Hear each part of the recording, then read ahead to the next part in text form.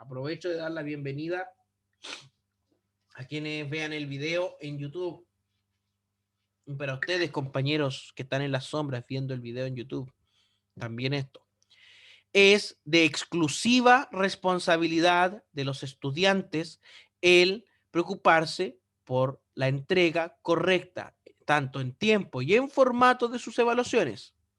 Yo no recibo pruebas por correo, no recibo pruebas por WhatsApp. Profe, se me cerró el intento, no alcanza a subir los archivos.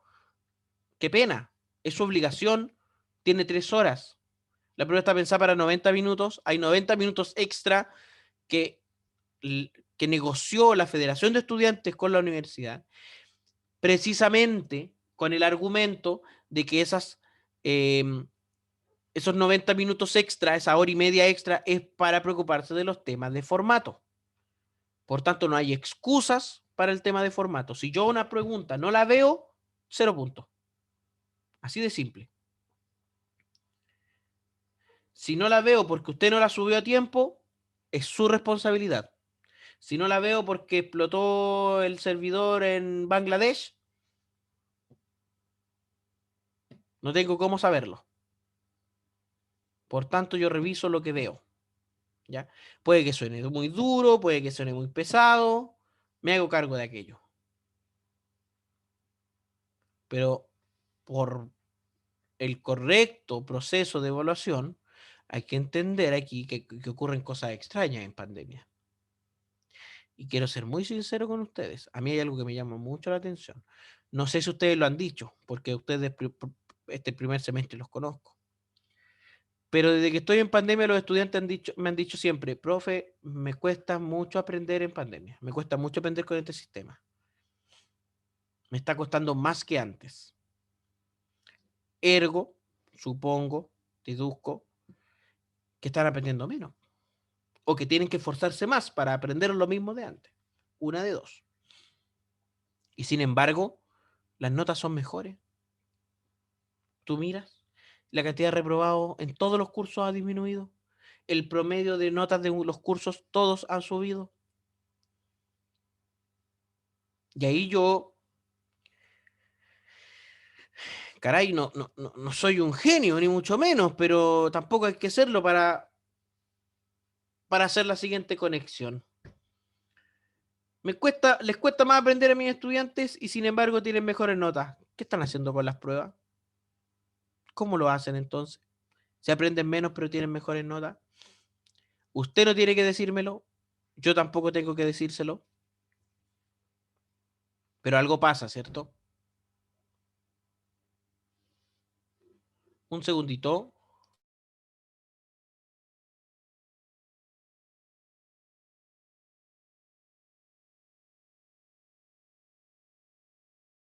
Chicos, les pido un minuto de interrupción, disculpen.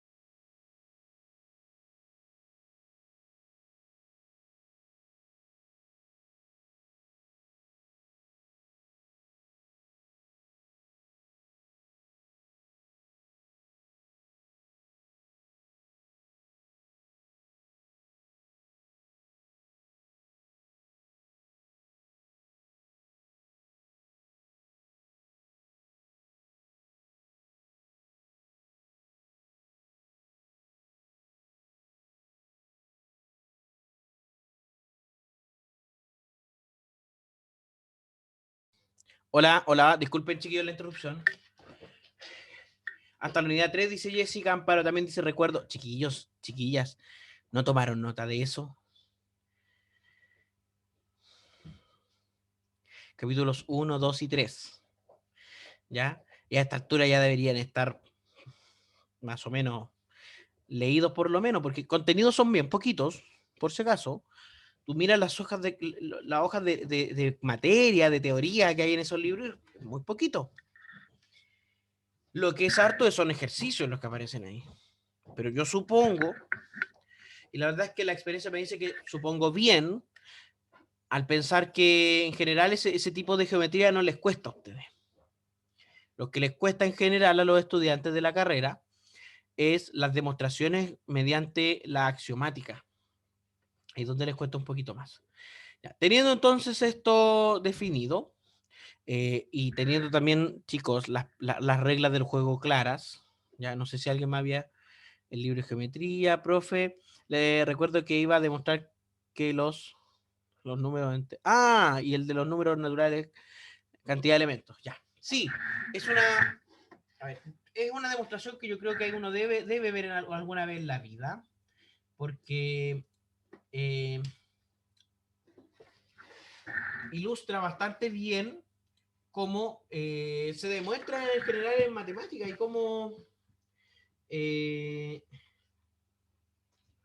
se...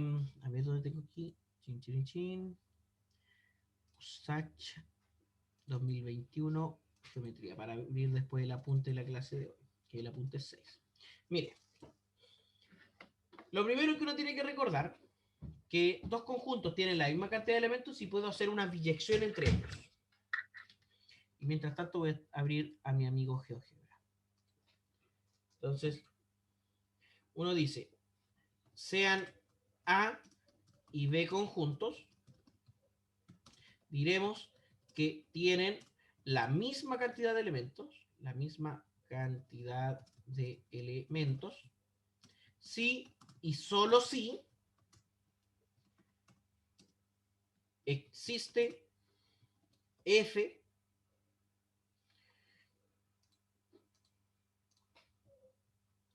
una función que va desde a hasta b, biyectiva. Si puedo construir f, si puedo construir esa función, entonces los conjuntos tienen la misma cantidad de elementos. Entonces, por demostrar que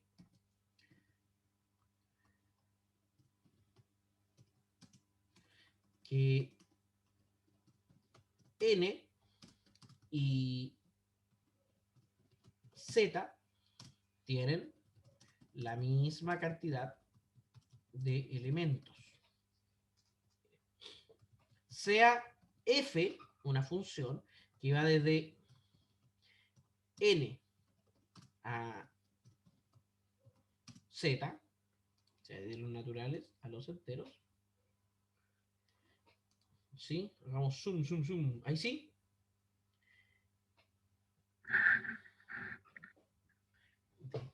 Pero fantástico, Berenice. Entonces, sea f una función que va desde lo natural a z, definida por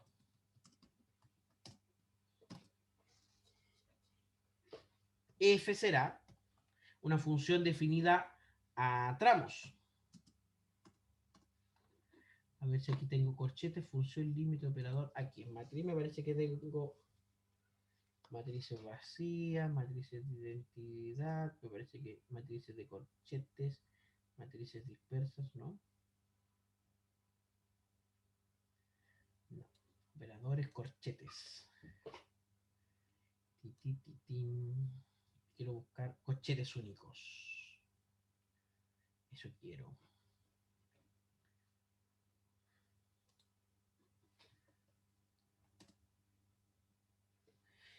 Va a ser 2n si n es impar.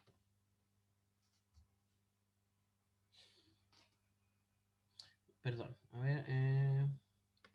Si n es impar, a ver, n Lo que quiero asignar es que a todos los pares les toquen los positivos. Entonces, n medios.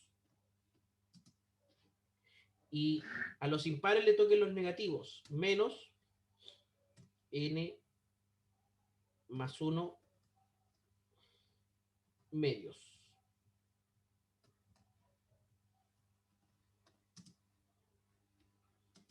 Si n es impar. Y que si n es par. Entonces, esta función es biyectiva. Porque, ¿qué estoy haciendo? Mira, voy a hacer una pequeña tablita para mostrar mediante la casuística nomás por ahora, y después demostramos que es biyectiva. Que, por ejemplo, si aquí tengo los naturales y aquí tengo los enteros. Disposición, autoajustar debería estar aquí. Al contenido. Por ejemplo, al 0, al 1, al 2, al 3, al 4, al 5, al 6, al 7, al 8, al 9 y lleguemos hasta el 10. Al 0 le tocaría el 0, porque es par. 0 sobre 2 es 0. Al 1 le tocaría 1 más 1 es 2, dividido 2 es 1, le tocaría el menos 1. Al 2 le tocaría el 1. Al 3 le tocaría 3 más 1, 4 sobre 2 es 2, le tocaría el menos 2. Al 4 le tocaría el 2. Al 5 le tocaría el 3. Al 6 le tocaría el menos 3. Al 7 le tocaría el 4. Al 8 le tocaría, al 8 le tocaría, al 7 le tocaría el menos 4. Menos 1, 1. Menos 1, menos 2, 2. Ahí está, aquí es menos 3 y 3. Y aquí 4 y menos 4. Al 9 le tocaría el menos 5 y al 10 el 5. ¿Se fijan?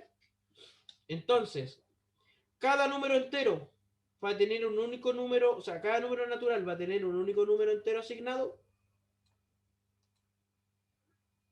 Y cada número natural, entero, perdón, va a tener un único número natural asignado.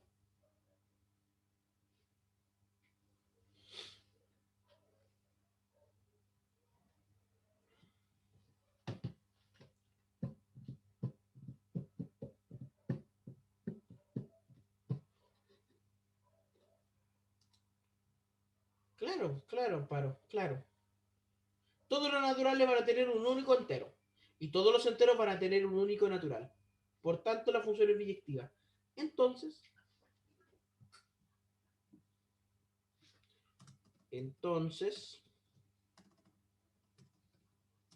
vamos a decir, la cardinalidad de los naturales, sí. Es que, qué buena pregunta, Jessica. ¿El cero es natural o no? Yo había escuchado que algunos autores dicen que sí y otros autores dicen que no, dependiendo de la conveniencia. Ya. Yo te podría dar un buen argumento de por qué el cero es natural. Te podría convencer aquí y ahora de que el cero es natural. Porque lo primero que debemos hacer es definir el conjunto de los números naturales. Y para definir el conjunto de los números naturales, primero uno tiene que saber qué es un número. ¿Alguien me podría responder qué es un número?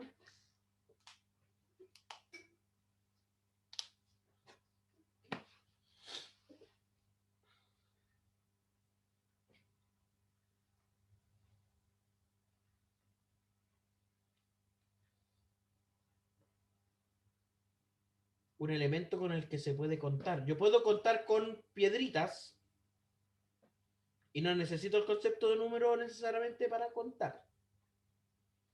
Sirven para contar, pero no es lo único que sirve para contar. Ya, es un símbolo que representa una cantidad. Yo me quedaría con lo segundo, con que representa una cantidad. Es algo que representa una cantidad. Porque el símbolo en realidad es independiente. Para nosotros, este bonito que parece como un patito significa 2. pero para los mapuches el 2 se escribía de otra forma, para los mayas se escribía de otra forma, para los chinos de otra forma, para los romanos de otra forma. O sea, el símbolo es casi cultural. Es la idea abstracta de una cantidad. Por tanto, las cantidades tienen sentidos en conjuntos. En la humanidad construyó la idea de número para determinar el tamaño de los conjuntos. El tamaño de los conjuntos. Por tanto, los números tienen sentido a partir de los conjuntos.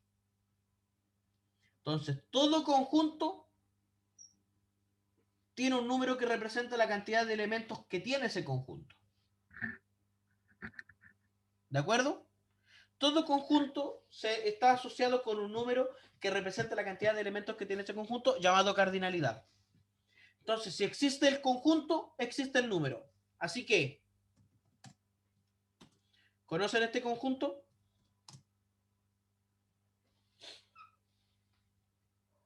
El conjunto vacío.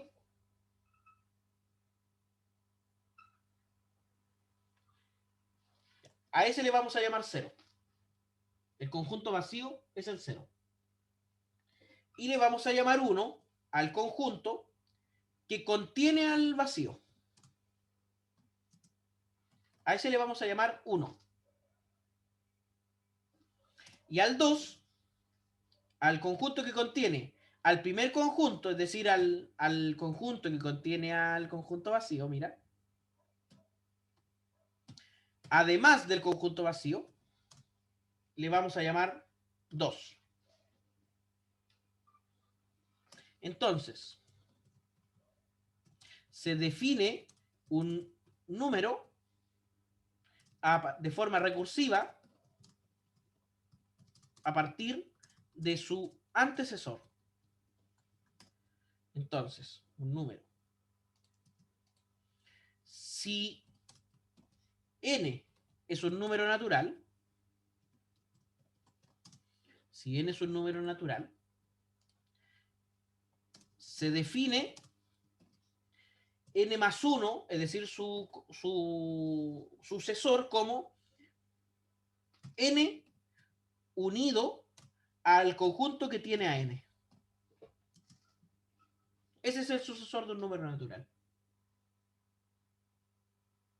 Y como tengo definido el primer número, que es el 0, puedo definir todos los demás. Al conjunto que contiene todos estos números se le llama conjunto de los números naturales. Definidos así.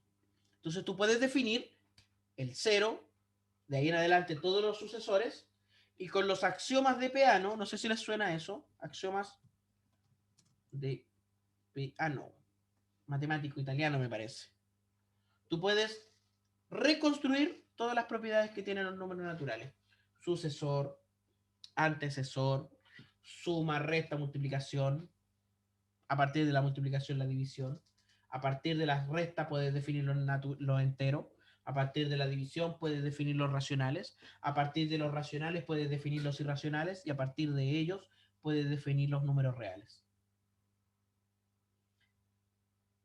Y es más, si tú defines o haces esta construcción de los números de forma axiomática desde la teoría de conjuntos, los axiomas de cuerpo, orden y completitud de los números reales son teoremas que se pueden demostrar. Había una época de nuestra carrera en donde había cierto grado, había un grado mayor de libertad respecto a las tesis de pregrado. Lo que hacía, obviamente, que también el tema fuese más desordenado. Yo agradezco muchísimo que ahora hayan cursos de seminario, que esté la profe Claudia, la profe Claudia Matus, la profe Claudia... la otra profe Claudia. El profe Carlos Vanega, que hay una comisión que ordene. Pero antiguamente había un cierto grado de libertad, salían algunas cosas medio extrañas, pero se podía en aquella época hacer una tesis de pregrado centrada solamente en matemáticas. Y fue mi caso. les invito a buscar mi tesis de pregrado que se llama Construcción axiomática de los números reales. Van a encontrar esto y mucho más. Y van a encontrar la relación que hay entre los números naturales y los números reales. Que es bastante. Oye, no hemos perdido 40 minutos. Hemos hablado de cosas muy interesantes respecto a la matemática. A mí en particular, estas cosas me encantan. Me apasiona la matemática. Y creo que es parte fundamental de lo que todo profesor y profesora debe tener dentro de sí. Que es una fascinación por la matemática. Antes de continuar, y a partir de esta misma demostración de que uno, si puede poner dos conjuntos en biyección, entonces tienen la misma cantidad de elementos. Ah, y lo otro, Jessica, ahora podría decir que el 0 es natural o que el 0 no es natural.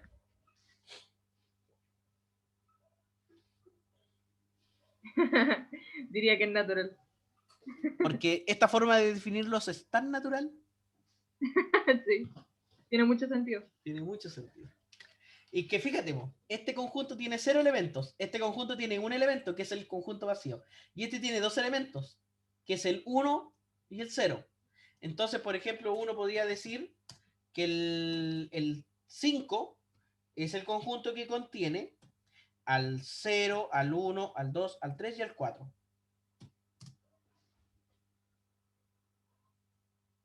Ese es el 5, el que contiene todos sus anteriores. Y ese conjunto definido así tiene todas las propiedades que tienen los números naturales. Todas. Ya. Ahora quiero demostrar que este segmento y este segmento tienen la misma cantidad de puntos. ¿Quién me cree?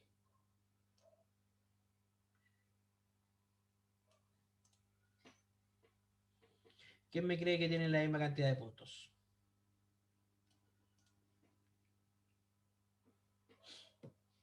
¿Quién no me cree? Que esos dos segmentos tienen la misma cantidad de puntos.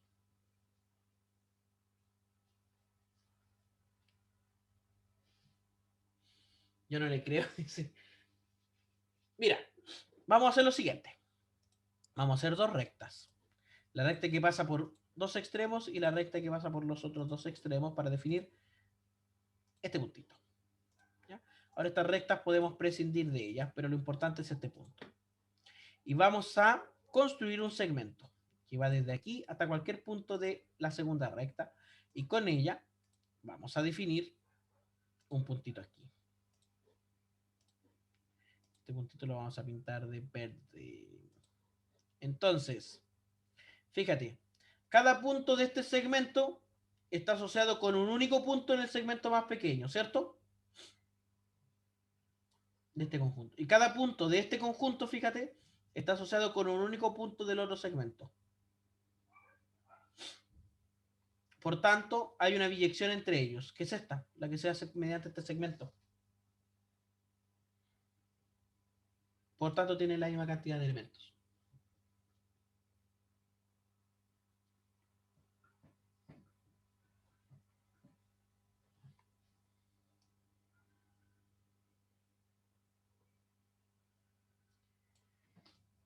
Como diría un personaje humorístico de los años 90, qué bonito. Y así usted puede demostrar cosas tan increíbles como, por ejemplo, que hay la misma cantidad de números reales entre el 0 y el 1 que entre el 0 y el infinito.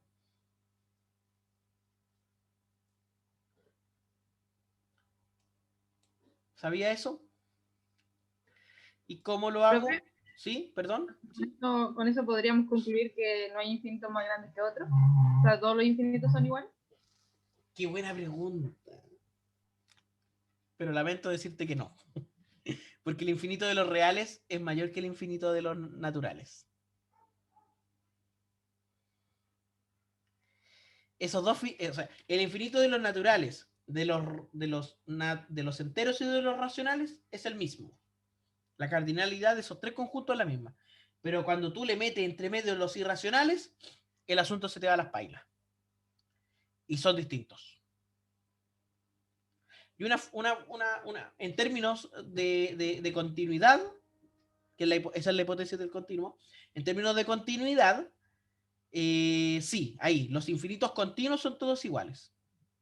Y los infinitos discretos, que es el infinito de los naturales, son todos iguales. Y mira, y podríamos demostrar que, por ejemplo, entre el 0 y el 1 hay la misma cantidad de números reales que entre el 0 y el infinito. ¿Y cómo? Con este segmento. Fíjate. A cada número real le corresponde un numerito aquí. Y a cada número aquí le corresponde un numerito real.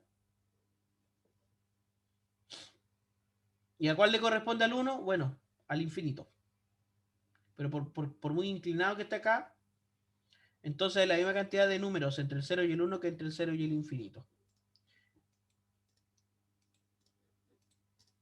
El profe se pone muy tonto de repente y hace cosas nada que ver. Oye, no pudimos ver el apunte el día de hoy, pucha, qué pena. Pero echémosle un vistazo de forma rápida.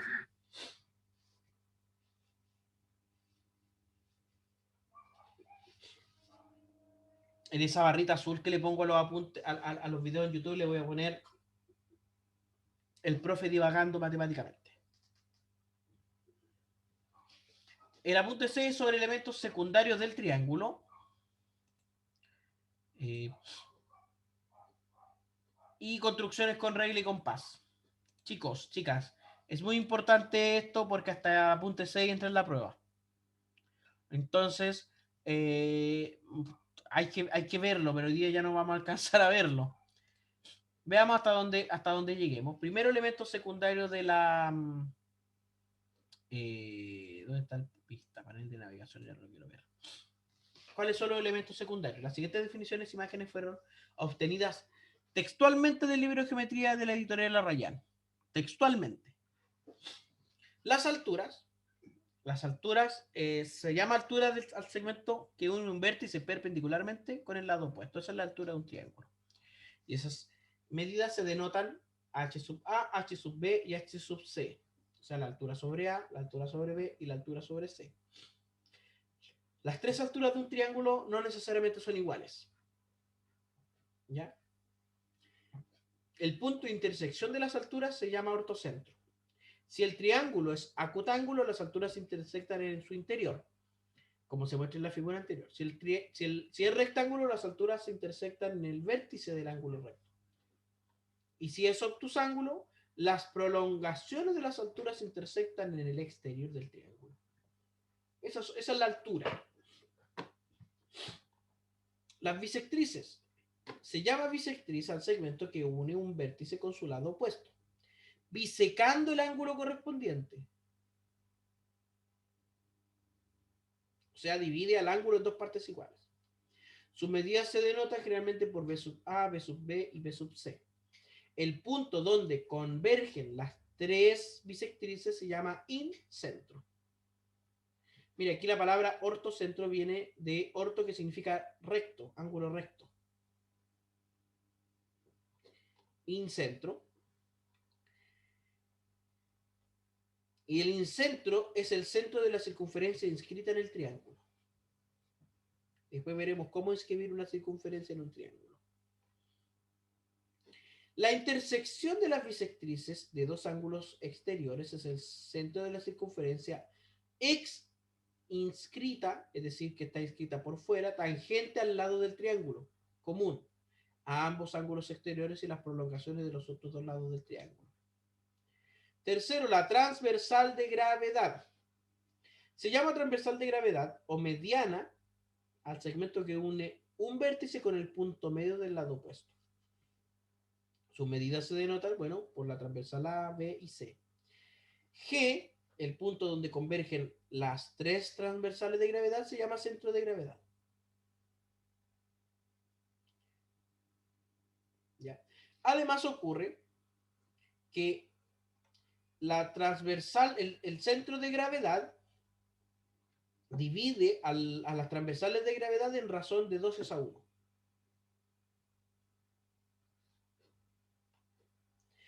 La simetral son las rectas que dividen, es decir, que pasan por el punto medio, perpendicularmente a cada lado del triángulo. Estas tres rectas se intersectan en el punto K, que se denomina circuncentro, y es el centro de la circunferencia circunscrita. Inscrita por dentro, circunscrita por fuera.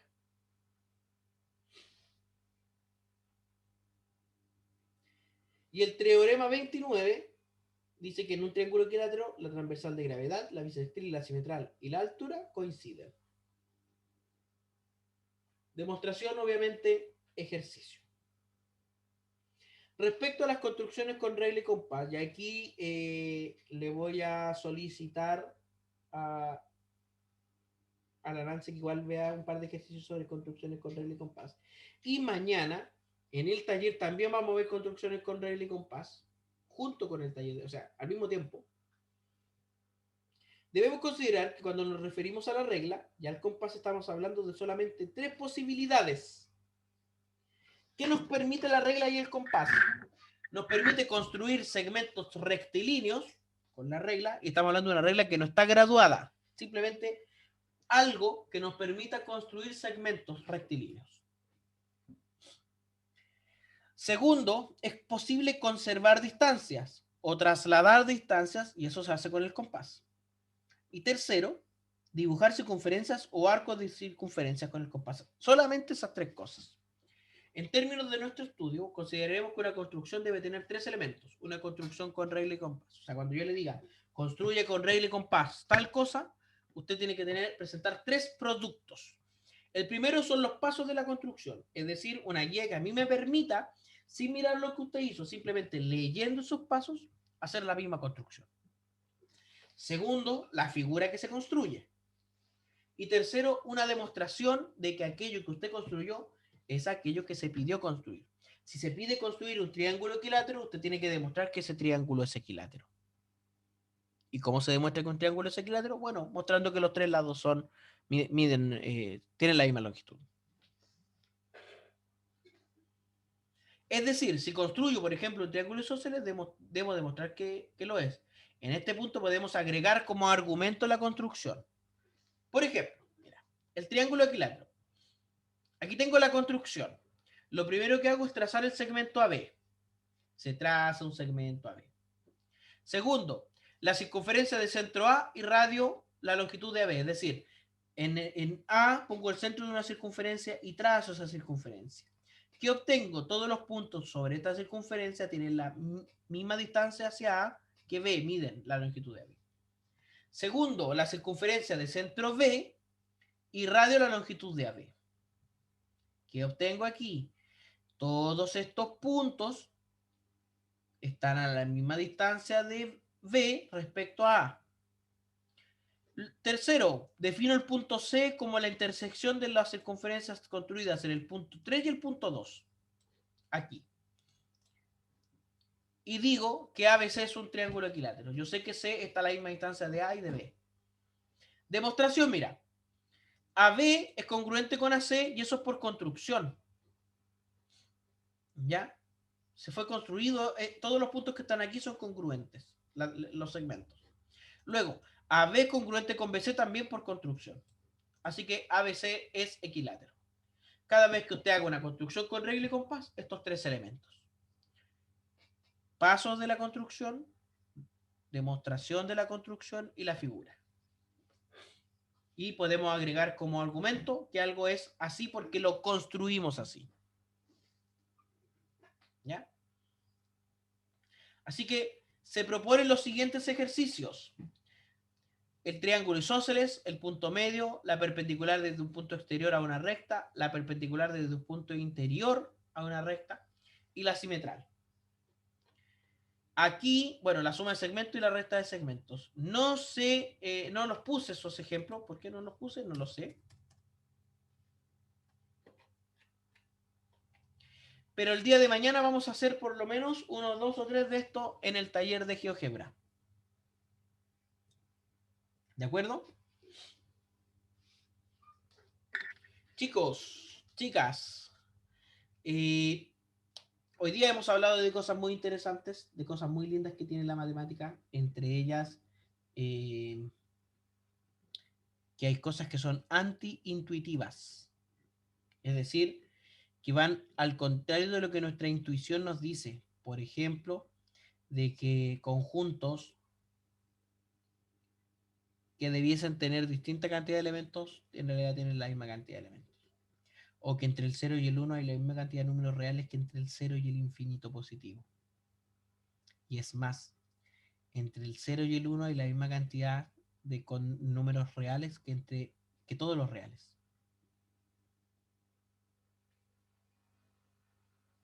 Es más, entre A y B reales, sean cuales sean estos A y B reales, siempre y cuando no sean el mismo, la cantidad de puntos que hay entre A y B es la misma cantidad de números reales que hay.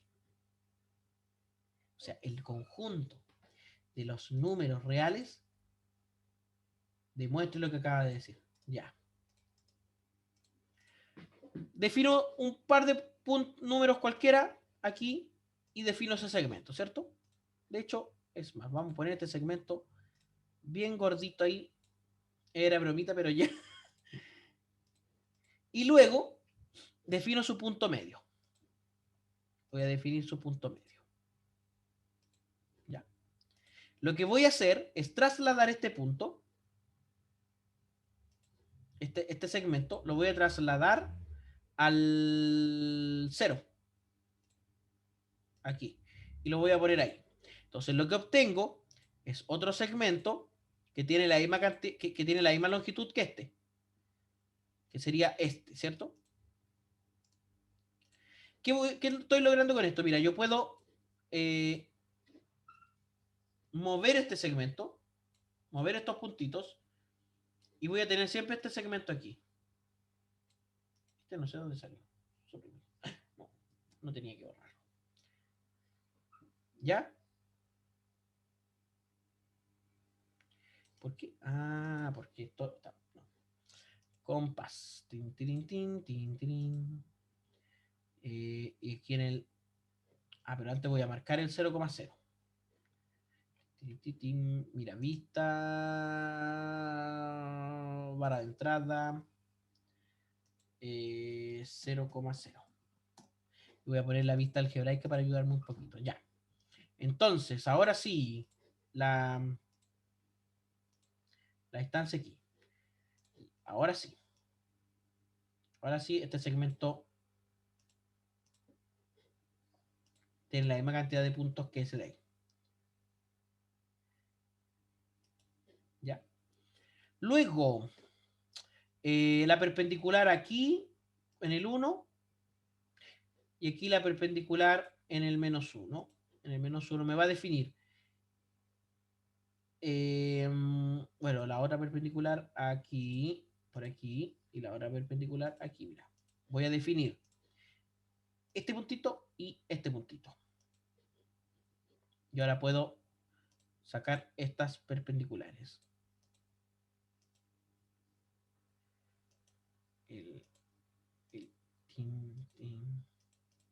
Esta circunferencia la puedo sacar. Entonces, voy a poner un puntito aquí y un puntito acá. Espero que estos puntitos no se... Ah, ya, perfecto. Y hago estos dos segmentos. Este y este. Definiendo a su vez este puntito y este puntito. Con la primera mitad demuestro que entre el 0,0 y el punto F tengo la misma cantidad de números positivos reales. ¿Cierto? A cada número real, independiente que esté muy lejos para allá, le va a corresponder un punto en este segmento, que es la mitad de este segmento que se definió acá. Y de la misma forma hacia atrás, hacia los negativos. Entonces construí aquí una biyección entre los reales y un segmento. Por tanto, este segmento, que lo puedo hacer en cualquier, o sea, puede tener cualquier longitud, Es decir, cualquier intervalo continuo de números reales tiene la misma cantidad de elementos que todos los números reales. Y eso es antiintuitivo, porque estoy diciendo que el conjunto de los reales es tal que tiene la misma cardinalidad que muchos subconjuntos de sí mismo. Porque el intervalo que va entre el 1 y el 6, entre el 2 y el 6, es un subconjunto de los números reales. Pero tiene la misma cantidad de elementos que los números reales.